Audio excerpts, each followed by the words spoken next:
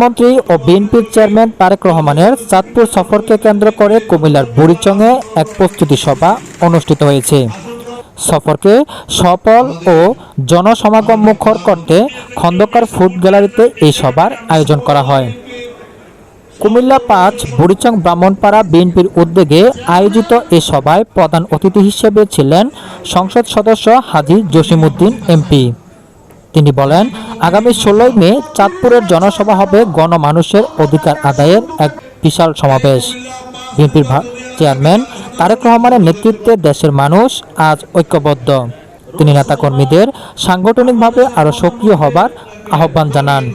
এতে সভাপতিত্ব করেন বুড়িচং উপজেলা বিএনপির সভাপতি এটিএম মিজানুর রহমান এবং সঞ্চালনা করেন উপজেলা বিএনপির সাধারণ সম্পাদক কবির হোসেন।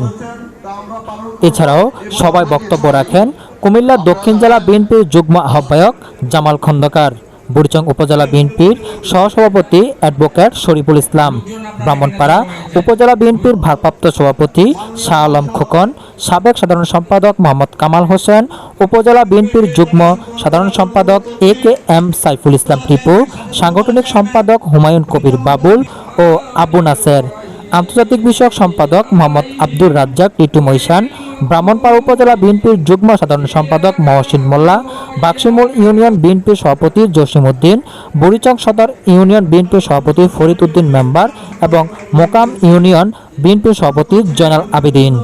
সভায় বক্তারা আরও বলেন, চাঁদপুর সফরকে কেন্দ্র করে প্রতিটি ইউনিয়ন, ওয়ার্ড ও গ্রামে গ্রামে গণসংযোগ ও প্রস্তুতি সভা অনুষ্ঠিত হচ্ছে।